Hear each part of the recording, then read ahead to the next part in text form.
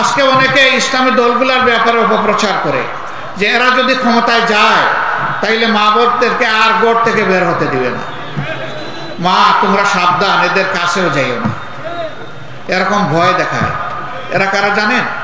ওই দুশ্চরিত্রবান যারা আমাদের মায়েদের নিয়ে তামসা করে, তারা এই কথাগুলো বেশি বলে। আমরা মায়ের জাতিকে আপন মায়ের মতো দেখতে চাই।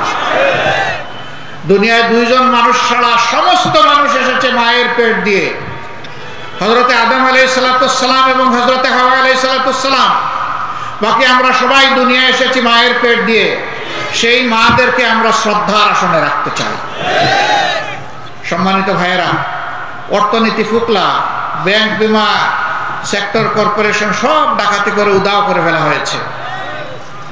হ্যাঁ, আল্লাহ তাআলা চাইলে এই বস্তির উপরে একটা সৎ প্রশাসন যদি গড়ে উঠে, সরকার যদি গড়ে উঠে, তাইলে অস্থি যেটা পাওয়া গেছে, হাড্ডি যেটা পাওয়া গেছে, ওইটাকে ইনশাআল্লাহ তার অবয়ব দেওয়া যাবে, এটা সম্ভব।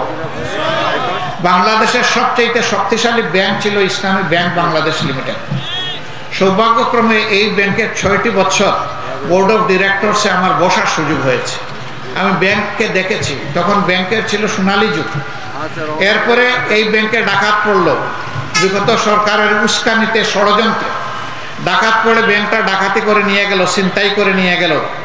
আমরা হাহাকার করলাম, চিৎকার দিলাম যে এই ব্যাংক নির্দিষ্ট কোনো দলের নয়, গোষ্ঠীর নয়, মানুষের নয়, বাংলাদেশের মানুষের এই ব্যাংক, জনগণের এই ব্যাংক। কথা বলুন, কেউ কথা বলল না। ডাকাত একদিন ডাকাতি করে ব্যাংকটা ফুকলা করে ফেললো, একটা সুশব্দ নাই। এখন 5 তারিখের পরিবর্তনের পরে একদর অস্ত্র হাতে নিয়ে সেই ব্যাংক দখল করতে গেল। ব্যাংকের কর্মকর্তা কর্মচারীরা তারা জিজ্ঞেস করলো তোমরা কারা?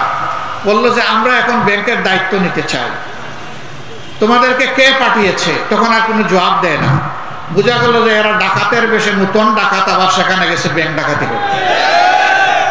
তারা গুলি ছুড়লো, কয়েকজন লোক আহত হলো।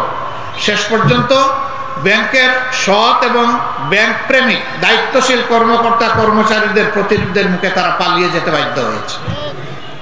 এখন কেউ কেউ বলেন এই ব্যাংক অমুক দল তমুক দল দখল করেছে।